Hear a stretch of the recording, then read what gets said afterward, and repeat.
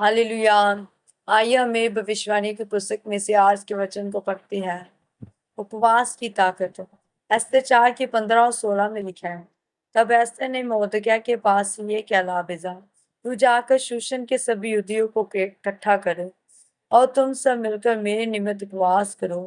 3 दिन रात ना तो कुछ खाओ ना कुछ पियो।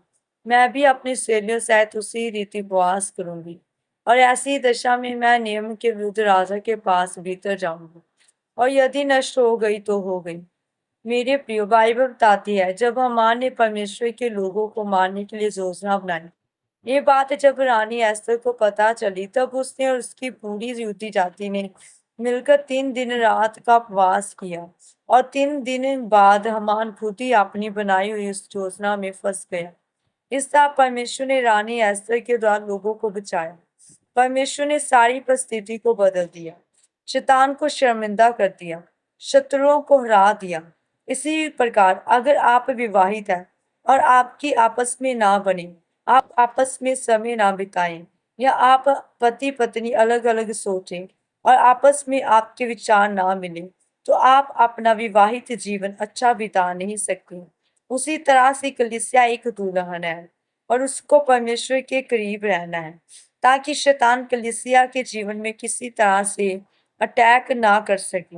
जब हम बाइबल में दानियल के बारे में पढ़ते हैं, उसमें लिखा है कि जब दानियल ने 21 दिन के उपवास रखे, तब एक स्वर्गदूत 21वें दिन दानियल के पास आया और कहने लगा, जब तूने पहले ही उपवास रखा था, उसी दिन मैं तेरी प्रार्थना का उत्तर लेकर निकल गया था, लेकिन शैतान के दूत ने मुझे रोक रखा।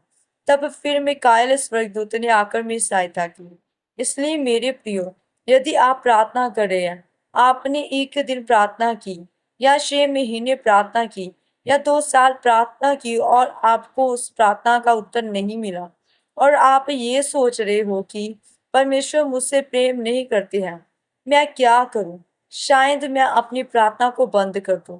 अगर दानियल इस तरह की सोच रखता कि परमेश्वर मुझे सुन नहीं रहा, मेरी प्रार्थना का जवाब नहीं दे रहा, तो वह अपनी प्रार्थना उपवास को रोक देता।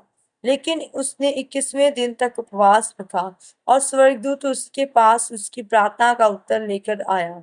अगर वह 10 या 15 दिन तक उपवास रखता, तो परमेश्वर का दूत उसके पास उसकी प्रार्थना के उत्तर को कभी ना ला पाता। इसलिए अगर आप अपने जीवन में परमेश्वर के सम्मुख जाकर प्रार्थना या उपवास कर रहे हो, तो आप उसे ना रोकें, उसे अपने जीवन में लगातार रखें, ताकि परमेश्वर आपको हर मुसीबतों से बाहर निकालकर एक बड़ी गवाही के साथ आशीषित कर सके। आमीन। आइए हम मिलकर प्रार्थना करते हैं। सर्वशक्तिमान परमेश्वर, इस वचन के लिए मैं आपका धन्यवाद करती हूँ। परमेश्वर, मैं आपसे ये मांगती हूँ कि आप मुझे दानियल और एस्तर की तरह उपवास करने का अनुग्रह दे, बल दे, ताकि मैं अपनी प्रार्थना का उत्तर ले सकूं। प्रभु यीशु मसीह के सामर्थी नाम में आमीन।